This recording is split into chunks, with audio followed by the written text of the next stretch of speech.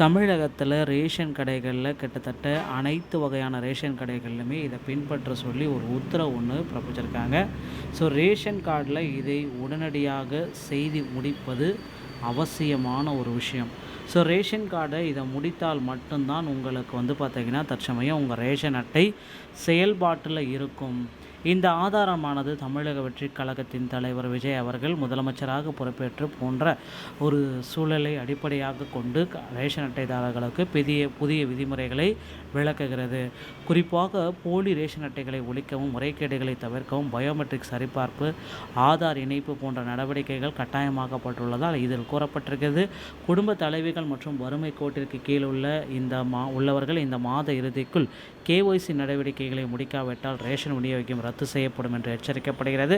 தமிழக அரசுக்கு ஏற்படும் நிதி இழப்பை தடுக்க CCTV கேமராக்கள் பொருத்துதல், செல்போன் இணைப்பு போன்ற மாற்றங்கள் கொண்டு வரப்பட்டுள்ளதாக தகவல் அளிக்கிறது. ஒரே நாடு ஒரே ரேஷன் கார்டு திட்டத்தின் கீழ் எங்கு வேண்டுமானாலும் பொருட்களை பெறலாம் என்பதில் வலியுறுத்தப்படுகிறது. ஒட்டுமொத்தமாக ரேஷன் விநியோகம் மேற்கொள்ள வேண்டிய சில பாதுகாப்பு மாற்றங்கள் குறித்து நாம் இந்த வீடியோவில் முழுமையாக நம்ம பார்க்கலாம். ஸோ மக்களை வாங்க வீடியோக்குள்ளே போகலாம். ஸோ ரேஷன் திட்டத்தின் கீழ் ஒவ்வொரு மாதமும் கோடிக்கணக்கான குடும்பங்களுக்கு மத்திய அரசு உணவு தானியங்களை வழங்கி கொண்டு வருகிறது. இதில் பார்த்தீங்க அப்படின்னா நீங்கள் இந்த KYCயை முடிக்காமல் நிறைய பேர் இருக்காங்க. ஸோ உண்மையிலேயே தகுதி உள்ளவர்களுக்கு தான் இந்த ரேஷன் பொருட்கள் எல்லாமே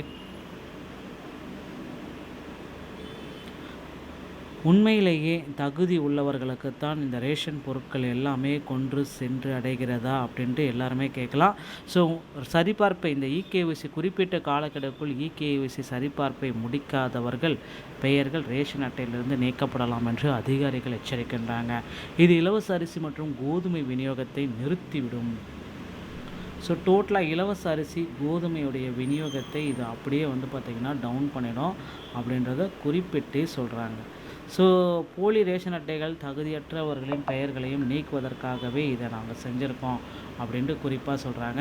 இந்த புதிய ரேஷன் கார்டோடைய விதிமுறைகள் அப்படின்றது என்ன? ஸோ புதுசாக இந்த ரேஷன் அட்டை வைத்திருப்பவர்களுக்கு சில விதிமுறைகள். தமிழக ரேஷன் அட்டைதாரர்கள் குறிப்பாக வறுமை கோட்டிற்கு கீழே உள்ளவர்கள் NPHH, PHH, AAY இந்த இவர்களுக்கு மட்டும்தான் முக்கியமான பங்களிப்பு அளிக்கிறாங்க. ஏன் இந்த அதிரடி மாற்றம்? 3 கோடி போலி ரேஷன் அட்டைகள் பறிமுதல் செய்யப்பட்டிருக்காங்க, அதை ரத்து செஞ்சுருக்காங்க. அரசு நடத்திய ஆய்வில் சுமார் 3 கோடி போலியான அட்டைகள் கண்டறியப்பட்டுள்ள இது தகுதியானவர்களின் உரிமையை பறிக்கிறது. ஸோ இதனால் அரசுக்கு 20 கோடி நிதி இழப்பு. போலியான அட்டைகள் மூலம் வழங்கப்பட்ட சலுகைகள் அரசுக்கு சுமார் 20,000 கோடி வரை நிதி இழப்பு ஏற்பட்டுள்ளது. நீண்டகால சிக்கல்களுக்கு தீர்வு ஒரே நாடு குடும்பத்தின் பல அட்டைகள் வைத்திருப்பது மற்றும் தகுதியற்றவர்கள் சலுகைகளை பெறுவதை தடுக்க இந்த விதிமுறைகள் பொருத்தப்பட்டுள்ளன. புதிய தொழில்நுட்ப வசதிகள் அனைத்தும் ரேஷன் கடையில் இனி இருக்கும் அப்படின்றத சொல்லலாம். CCTV கண்காணிப்பு முறைகேடுகளை தவிர்த்து அனைத்து ரேஷன் கடைகளிலும் இனி CCTV கேமராக்கள் கட்டாயம் பொருத்தப்படும். ஒரே நாடு ஒரே ரேஷன் திட்டத்தின் கீழ் 28 மாநிலங்கள் 80 கோடி மக்கள் எங்கு வேண்டுமானாலும் தங்கள் ரேஷன் பொருட்களை பெற்றுக்கொள்ளலாம். துல்லியமான அளவு மற்றும் தரம். புதிய மாற்றங்கள் மூலம் அரிசி, கோதுமை, சர்க்கரை போன்ற சரியான அளவில் மக்களுக்கு கிடைப்பது உறுதி செய்யப்படும். ஸோ நீங்கள் கட்டாயமாக செய்ய வேண்டிய 3 பணிகள். EKYC அப்டேட்டுங்க. இந்த மாத இறுதிக்குள் ரேஷன் கடைக்கு சென்று உங்கள் குடும்ப உறுப்பினர்கள் EKYC விவரங்களை சரிபார்க்க வேண்டும். ஆதார் மற்றும் மொபைல் எண் இணைப்பு. ரேஷன் கார்டின் ஆதார் மற்றும் மொபைல் பயன்பாட்டில் உள்ள மொபைல் எண் இணைப்பது கட்டாயமாக்கப்பட்டுள்ளது. பயோமெட்ரிக் சரிபார்ப்பு. இனிமேல் கைரேகை அல்லது கண்விரி ஐரிஸ் சரிபார்ப்பு செய்த பிறகு தான் ரேஷன் பொருட்கள் வழங்கப்படும். ஸோ நீங்கள் செய்ய வேண்டிய கட்டாய பணிகள் EKYC, ஆதார் சரிபார்ப்பு, பயோமெட்ரிக் 3மே சரியாக வச்சுக்கோங்க. இதை தவறிவிட்டால் என்ன நடக்கும் அப்படின்னு பார்த்தீங்கன்னா ரேஷன் கார்டுகள் அனைத்தும் ரத்து செய்யப்படும். காலக்கெடுவுக்குள் அப்டேட் செய்யப்படாத அட்டைகள் உடனடியாக செயலற்றதாக அல்லது ரத்து செய்யப்படுவதற்கு வாய்ப்புகள் அதிகமாக இருக்குது. மானிய பொருட்கள் நிறுத்தம். இது விதிமுறைகளை பின்பற்றாதவர்களுக்கு மானிய விலையிலான ரேஷன் பொருட்கள் வழங்கப்படாது அப்படின்றதையும் குறிப்பாக சொல்கிறாங்க. ஸோ இதை பின்பற்றி தாங்க தற்சமயம் ரேஷன் கடைகளில் பொருட்களை வழங்கிட்டு இருக்காங்க. ஸோ இதெல்லாமே சீக்கிரம் முடிச்சு வச்சுக்கோங்க. ஸோ ரேஷன் அட்டைதாரர்களுக்கு அடித்த ஜாக்பாட் அப்படின்னு கூட நம்ம சொல்லலாம்.